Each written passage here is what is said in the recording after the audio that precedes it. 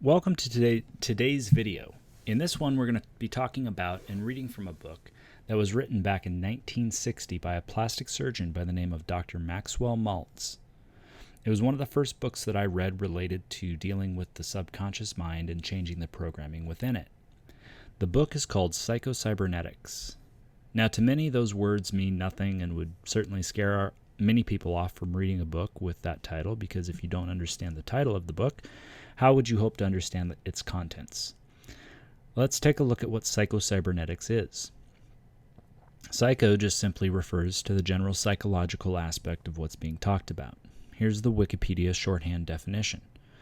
Psychology is the scientific study of mind and behavior. Psychology includes the study of conscious and unconscious phenomena, including feelings and thoughts. It's an academic discipline of immense scope, crossing the boundaries between the natural and social sciences. Now, let's look at the word cybernetics. Again, here is from Wikipedia. Cybernetics is a wide-ranging field concerned with the regulatory and purposive systems. The core concept of cybernetics is circular causality or feedback, where the observed outcomes of actions are taken as inputs for further action in ways that support the pursuit and maintenance of particular conditions or their disruption. Cybernetics is named after an example of a circular causality, that is, steering a ship, where the helmsperson maintains a steady course in a changing environment by adjusting their steering in continual response to the effect it is observed as having.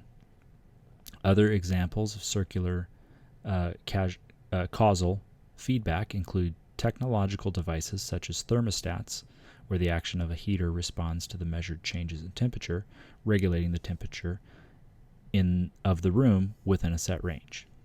So basically, Psycho-Cybernetics has to do with your subconscious mind. Why would anyone listen to a plastic surgeon talking about how to change your inner psychological state? That's exactly the question Dr. Maltz asked himself before he realized some very interesting things in some of his patients. He noticed post-op that most would have profound personality changes, increased self-esteem, boosted confidence, happier demeanor, etc., while others would not have any noticeable change at all. In fact, the patients that exhibited no change still felt inadequate and inferior, as though they still had their old face. He realized that simply reconstructing and giving his patients a new physical face was not the real key to changes in personality. There was something else that needed change other than the physical face. So here's an excerpt from the preface. The face of personality. It was as if personality itself had a face. This non-physical face of personality seems to be the real key to personality change. If it remains scarred, distorted, ugly, or inferior, the person himself acted out this role in his behavior, regardless of the change in his physical appearance. If this case of personality could be reconstructed, if old emotional scars could be removed, then the person himself changed even without facial plastic surgery. Once I began to explore this area, I found more and more phenomena which confirm the fact that this self-image, the individual's mental and spiritual concept or picture of himself, was the real key to personality and behavior. More about this in the first chapter. Basically, here he is saying that one's self-image is more important to determining that individual's personality than the outside image. If someone thinks they're ugly, regardless of how they actually look, they're going to feel inadequate and inferior. So skipping forward a bit, he goes on. The self-image is the key to human personality and human behavior. Change the self-image and you change the personality and behavior. But more than this, the self-image sets the boundaries of individual accomplishment. It defines what you can and cannot do. Expand the self-image, and you expand the area of the possible. The development of an adequate, realistic self-image will seem to imbue the individual with new capabilities, new talents, and literally turn failure into success. All right, that's very powerful. All right, moving on. In order to understand self-image psychology and use it in your own life, you need to know something of the mechanism it employs to accomplish its goal. There's an abundance of scientific evidence which shows that the human brain and nervous system operate purposefully in accordance with the known principles of cybernetics to accomplish goals of the individual. Insofar as function is concerned, the brain and nervous system constitute a marvelous and complex goal-striving mechanism, a sort of built-in automatic guidance system which works for you as a success mechanism or against you as a failure mechanism, depending on how you, the operator, operate it and the goals you set for it. So what he's saying here is your subconscious mind works without regard to your conscious wants, but rather in accordance with the way you have programmed it. We continue. Experiencing is the secret. The self-image is changed for better or worse, not by intellect alone, nor by intellectual knowledge alone, but by experiencing. Wittingly or unwittingly, you develop your self-image by your creative experiencing in the past. You can change it by the same method. It is not the child who's taught about love, but the child who has experienced love that grows into a happy, healthy, well-adjusted adult. Our present state of self-confidence and poise is the result of what we have experienced rather than what we have learned intellectually. All right, this is an amazing point he makes here. It correlates perfectly with the book written by Neville Goddard called Feeling is the Secret. What this means is you can't smart your way to change. You must feel your way to change. Hope that makes sense. Now in this next section, I'm going to read it in its entirety because it's so important and answers the question of how to feel an experience if you've only ever known one side. Like if you want to experience success but have only ever known failure. So pay close attention here to this next section.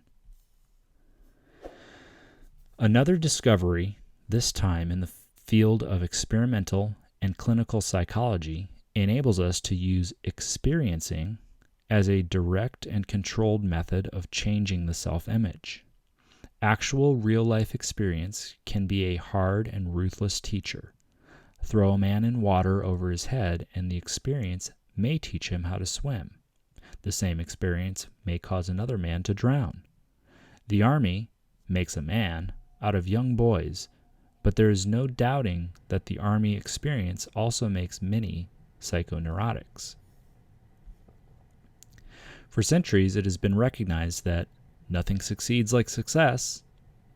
We learn to function successfully by experiencing success. Memories of past successes act as built-in stored information which gives us self-confidence for the present task. But how can a person draw upon memories of past successful experiences when he has experienced only failure? His plight is somewhat comparable to the young man who cannot secure a job because he has no experience, and cannot acquire experience because he cannot get a job. This dilemma was solved by another important discovery, which for all practical purposes allows us to synthesize experience to literally create experience and control it in the laboratory of our minds. Experimental and clinical psychologists have proven beyond a shadow of a doubt that the human nervous system cannot tell the difference between an actual experience and an experience imagined vividly and in detail. Although this may appear to be a rather extravagant statement, in this book we will examine some controlled laboratory experiments where this type of synthetic experience has been used in very practical ways to improve skill in dart throwing and shooting basketball goals.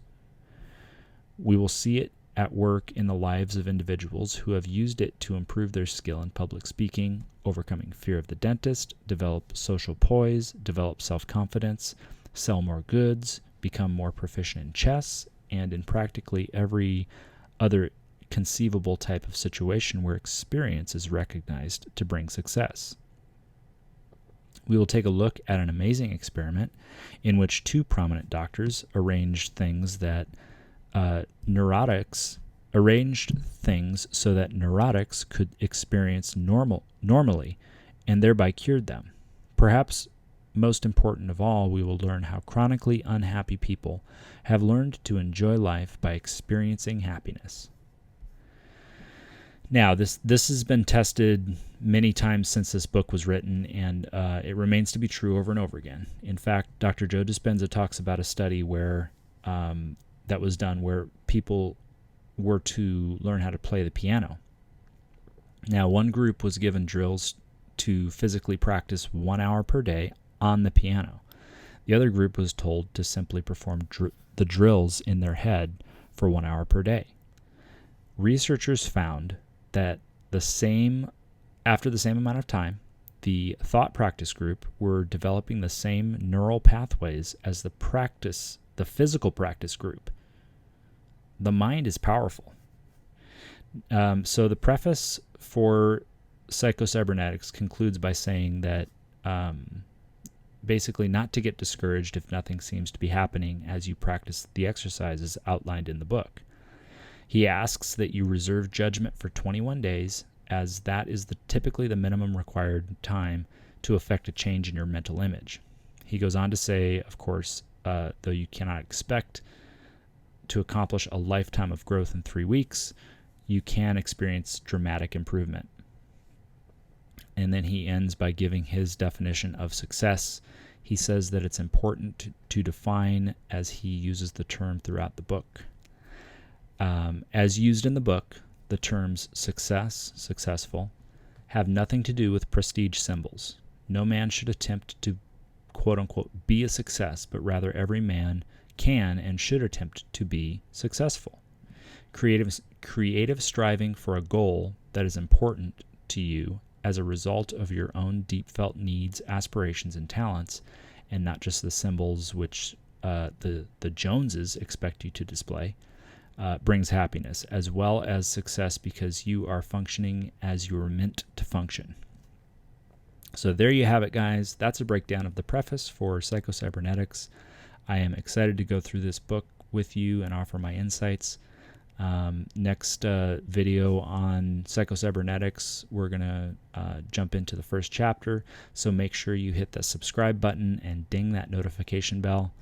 I'll be reading a lot from the book, but I'll also be stripping it down to the bare bones of what the book says. So I would always recommend that you buy the book and read it for yourself, because I'll be skipping forward to some of the really important parts that I want to touch on. I want to keep these videos as packed full of information as I can for you all, so that's what I will be doing. Thank you so much for watching, and I will see you on the next one.